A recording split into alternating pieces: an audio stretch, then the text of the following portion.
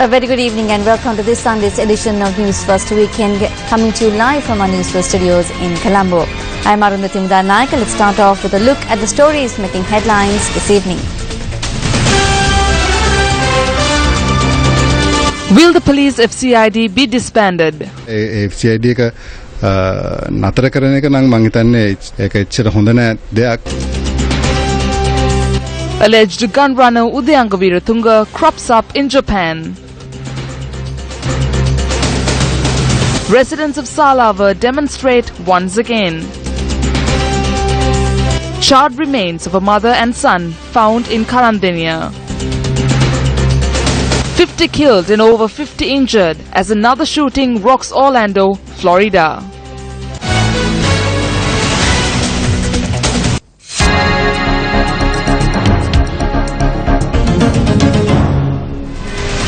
A special event was held in line with the National Kidney Disease Prevention Program at the Bogaswara Madhya Mahavidyalaya in the Vavuniya district today.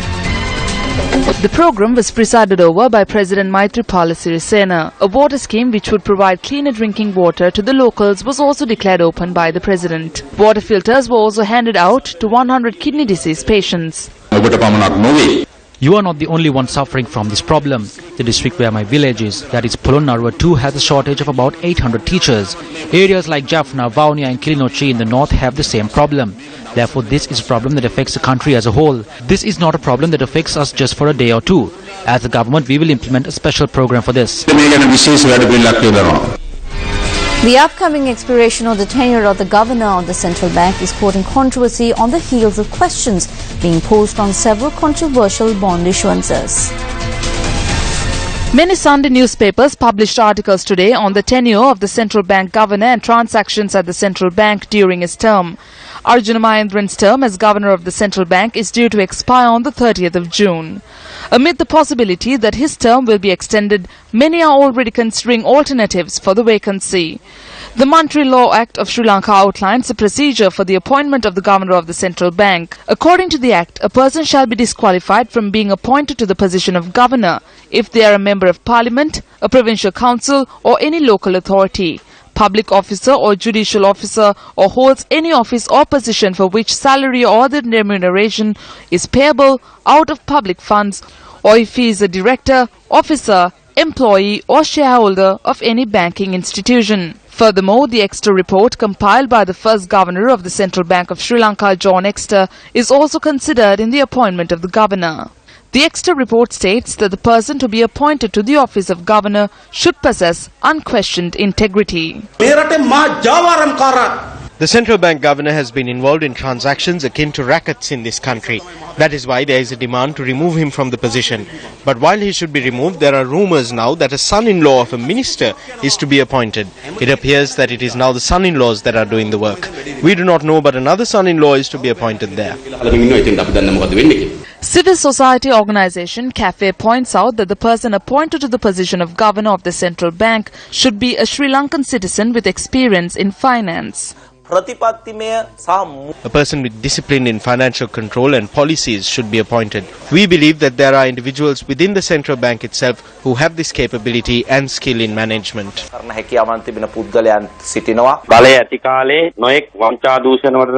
People who are involved in various scams and fraud when they were in power fearlessly carry out their scams, leave the country and live in freedom. We can see that for the second time the corrupt individual known as Udayanga Weerathunga is with the former president in Japan and appearing in photographs with him. We expect that we will see similar behavior from the current governor of the central bank in the future if by chance his term is not extended. As the anti-corruption front, we believe that just as the governor's term should not be extended, he must be prevented from leaving the country and a just investigation must be carried out into the accusations against him. Given the importance attached to the position of central bank governor, politicians continue to highlight the issue. We will have to consider whether he will continue to function in this position. It is the president that appoints the governor of the central bank. His term will expire at the end of this month. Even now, the COPE committee in parliament has commenced inquiries into this. Leave alone the governor of the central bank, the laws of Sri Lanka must be equal to all, from the leader of the country to the bottom. If this does not happen, we will not remain silent. We will speak about this in the appropriate places. There is a system in the world, and no matter where you hide, there are provisions in the law to find you. So those who have done wrong cannot escape by simply going abroad. Convening a media briefing in Colombo today, the Sri Lanka Accountant Service Association said that the proposed National Audit Act is being delayed from being enacted by corrupt politicians and officials. The bill was supposed to be tabled in Parliament on the 15th of February 2015 and was passed on the 19th of March 2015. But it has been a year and 3 months now, and we have still been unable to pass the Audit Act. The National Audit Commission, which was established in October 2015, has fallen into an inactive state today. It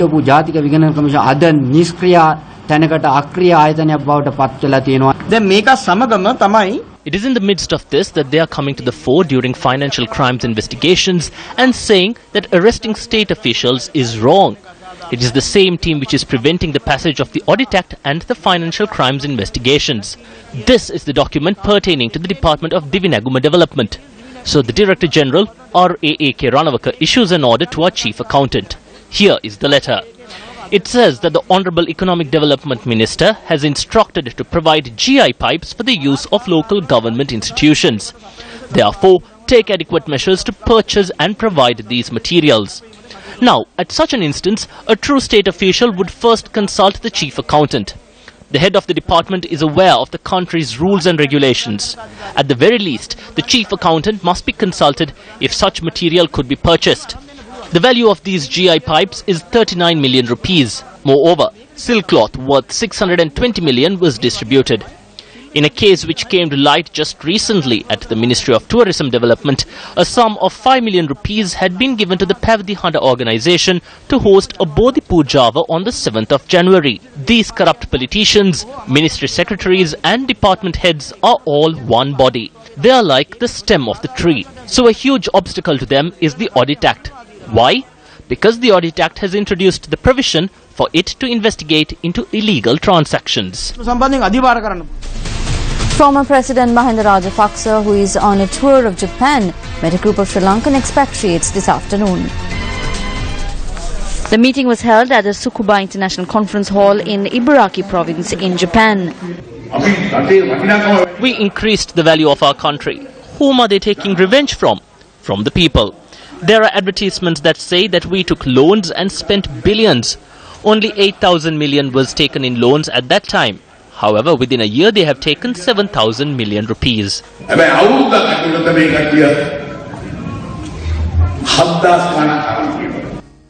Udayanga Virathanga, who is accused of supplying weapons to Ukrainian rebels, was also seen at this meeting, attended by former president. Is there a motion in set to disband the Financial Crimes Investigation Division or the FCID? Journalists inquired State Minister Ruwan Wijewardena in this regard. I think the President and the Prime Minister should discuss this and take a decision. But so far our leaders have not mentioned anything about this to us. But what I think is that it is not the best thing to stop the FCID from functioning and interfering in the investigations that are currently underway. State Minister Ruwan Wijewardena made these remarks while at an event where dates were distributed to the Muslim community in the Birgama electorate in line with Ramazan. Come back here with News First. Prime Minister Ranil Wickremesinghe visited Salava to inquire into the well-being of those who were affected by the recent explosion in the Salava army camp. The Prime Minister visited the Sri Vivekarama Vihara in Borulugoda today and inquired into the well-being of people who were displaced following the explosion and fire at the Salava army camp. Prime Minister Ranil Wickremesinghe also visited displaced people who have taken refuge at the Murutagama Community Hall. There were various forces against the Tri-Forces. This was an armory. Weapons were stored here from back then because of the war. We do not need to clash with the army just because of the incident where this cache of weapons exploded. Some tried to engage in clashing with them, saying that the government does not have enough money to rectify this situation. I would like to say that the government has sufficient funds to rectify this situation. They were questioned regarding the purchasing of vehicles. I told our ministers and deputies to purchase the vehicles only if it was an essential, otherwise to postpone it. These vehicles are being purchased since certain ministries do not have vehicles. It does not make sense to postpone the purchase for 3 months and to obtain another vehicle for that time period. The Prime Minister also visited the Koskamo hospital, which was damaged in the blast. While the army has undertaken repairs at the hospital, it is to be returned to health authorities tomorrow. 12 army operation centres have been established in areas surrounding Salava to provide necessary relief to area residents.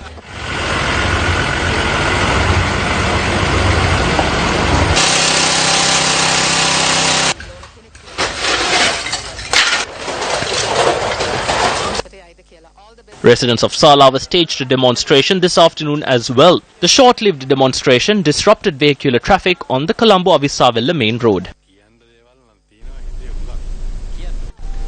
It has been reported that 2,400 families who were deprived of water facilities owing to the Umaoya project have been neglected for years.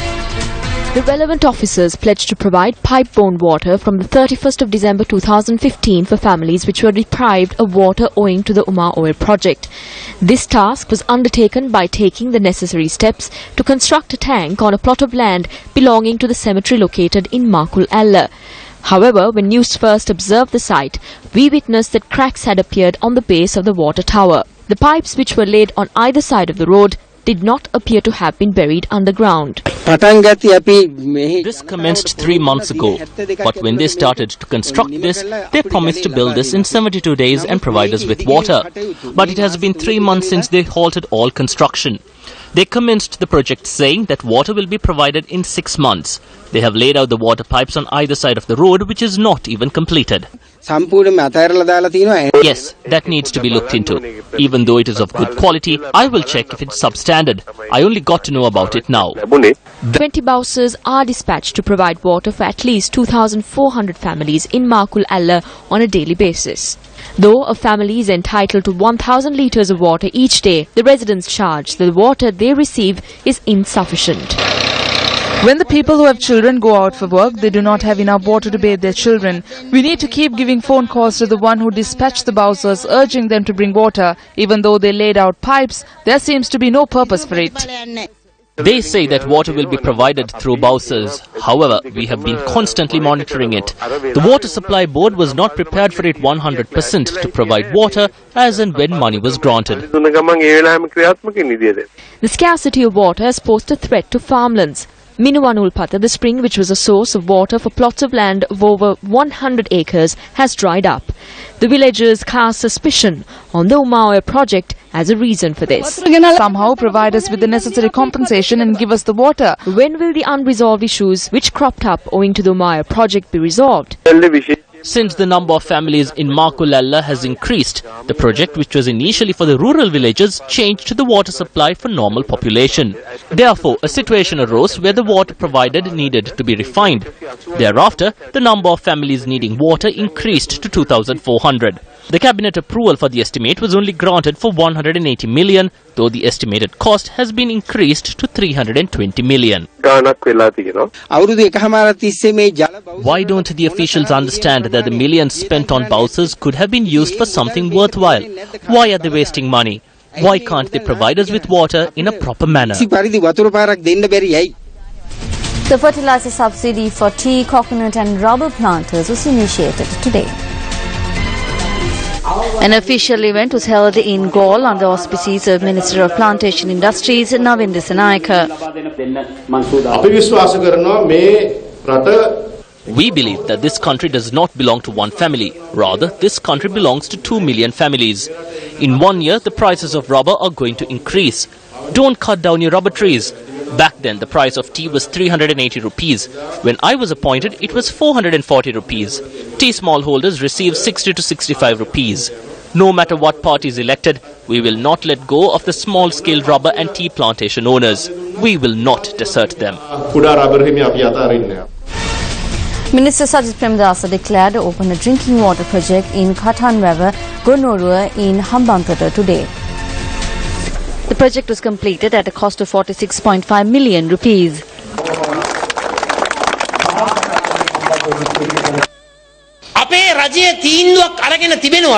It is said that our government has taken a decision to allow wild elephants who were stolen from our jungles under the previous regime to be used in peraharas.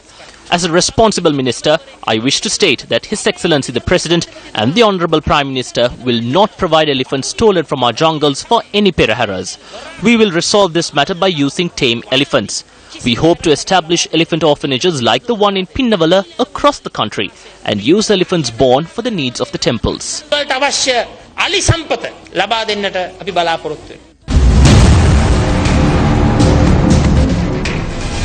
Joining us on Frontline this evening is political commentator Bandula Jayasekara. Good evening, Bandula. Good evening, Arundhati. It's a pleasure having you with us this evening. My first question is, an issue that is on the tip of every tongue at present is the possible extension of the tenure of the present governor of the central bank. Should the governor's term be extended? No. Why do you think? Everybody is saying no, because there is a huge uproar in this country, and this has been the issue, Arundhati, for more than 1 year since he assumed duties, and since he, I would say, hoodwinked the people on this bond issue, and also there are people trying to protect him. Now, if the governor's tenure is extended, how will it affect the image of the Yahapalani government, and how will it affect the image? How will it, will affect the bond issuance concerns? It would affect the image of the Yahapalani government very bad. Now, you like from our news, everywhere. Look at the today's papers. For days and months, people want him out. And also, let's not forget, Arundhati, some time ago when President Sirisena addressed the country and the media, he said that he had advised the Prime Minister to, take necessary action. That, Prime Minister didn't listen to him, but which is wrong. So now this is, I think, is sad to say that Mr. Arjuna Mahendra has become an embarrassment to the Yahapalani government. Right now, civil society has been requesting from the state to prevent the governor of the central bank from leaving the country. Now, in the event that his tenure is not extended, does the state have the power to stop him from leaving the country, considering the fact that he is a foreign national? I think now if you look at this issue, it's he and his son-in-law. I think they both should say he accepted this position. When he was invited, he accepted this position and became the governor of the central bank. He has addressed the media. He has played a role in public lives. So that's his responsibility to stay back and trying to clear his name. Even if he wants to go to Singapore, I think it's important for Arjun to clear his name. So he should stay. I mean, nobody should force him. He's doing his job, either good or bad. He's doing his job and facing the people, and of course signing the bank notes. I mean, some people are objecting to it. JP is not happy about it, but he has a responsibility. Now, in the news also we had a story of such people like Udyanga Veeratunga absconding the country but appearing in various foreign international platforms with certain politicians. How would you say? Let's name it. We should not hide. We saw him with former President Mahinda Rajapaksa, and I think it's a responsibility of former President Mahinda Rajapaksa to ask Udyanga Veeratunga to return to Sri Lanka the same way we asked the governor of the central bank to clear his name, and of course he's related to him, President Rajapaksa's cousin, and I think it's good. He's a member of parliament. That will, help to clear his name or whatever to face a consequence than absconding. But thank you very much, Bandula, for joining us. Thank you, Arvind.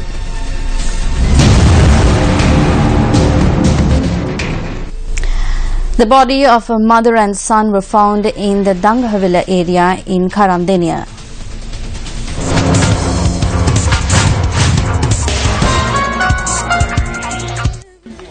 The bodies of a 69-year-old woman and a 28-year-old son were found around a month after they were reported missing in the Dangahavila area in Karandenia. Even though the victims' relatives have lodged a complaint with the police of their disappearance, no information came to light of their whereabouts until the bodies were found today. The body of the 69-year-old woman was found this morning in the Kunduvatta area in Sekualavatta, Dangahavila, not far from her residence. Burn injuries were found on her body, while a few clothing items said to be of her son were found close to her remains. The body of the son was later found around 500 meters away from where the mother's body was discovered. The police said that the remains of the son also had burn injuries.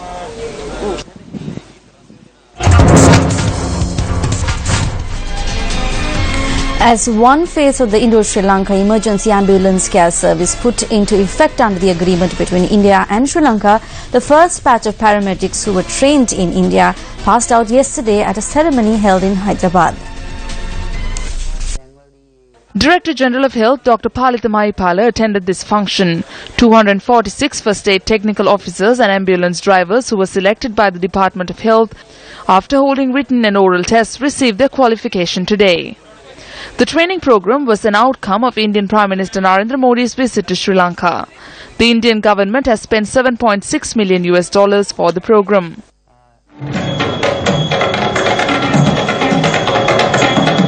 I am indeed glad today, and also I am very much proud. When I went through the training program, I have seen tremendous efforts have been made by the instructors. In our country, you need to have your all skills. Skills won't do. You need to have a compassion, your heart. Mahatma Gandhi Rohale Puhunuwada. We were trained by the Mahatma Gandhi Hospital, Nayapur Hospital and Osmania Hospital. I hope to render service to my country through what I learnt. Honda sevayak deemata balaporottu wenawa. The trained group of individuals will be recruited to the health service as assistant paramedics. Today marks the 118th National Day of the Republic of Philippines. An event to mark the National Day celebrations was held in Colombo today. A flag hoisting ceremony was held at the Independence Square today to mark the Philippine National Day celebrations. Many Philippine nationals and Sri Lankans were present for the event. This occasion coincides with our nation's celebration of another victory. Our journey has allowed us to reap the gains of reform. 6 years have passed. We are well on our way towards resurgence. I call on all of you to engage deeper in nation building, remain steadfast on the path of morality and justice, and always protect the weak, marginalized as we transition to the next chapter of our country narrative. And in sports news, Ransilu Jayatillaka, the captain of the Sri Lankan team, has won bronze in the 120 kg category overall at the Asian Powerlifting Championships. Jayatillaka's achievement marks the first instance where Sri Lanka has won an overall medal in the 120 kg category. 9 men and 1 woman represented Sri Lanka at the 2016 Asian Powerlifting Championships in Udaipur, India, which saw the participation of 16 countries. Sri Lanka won medals in 5 overall weight categories. In addition to his overall bronze medal in his weight category, Ransilu Jayatillaka also bagged a gold medal in one of the individual events. Indrajit Ramavikrama won the overall gold medal in the 75 kg category. Chandana Bandaratilaka won the overall silver medal in the over 40s 83 kg weight category. Dhammika Priyanti, the only woman in the Sri Lankan contingent, won the overall silver medal in the 84 kg weight category.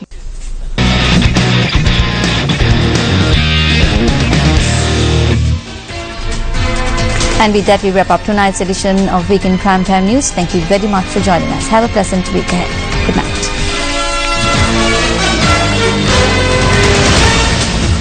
Hotline 0114 896 896. www.newsfirst.lk. Feedback at newsfirst.lk.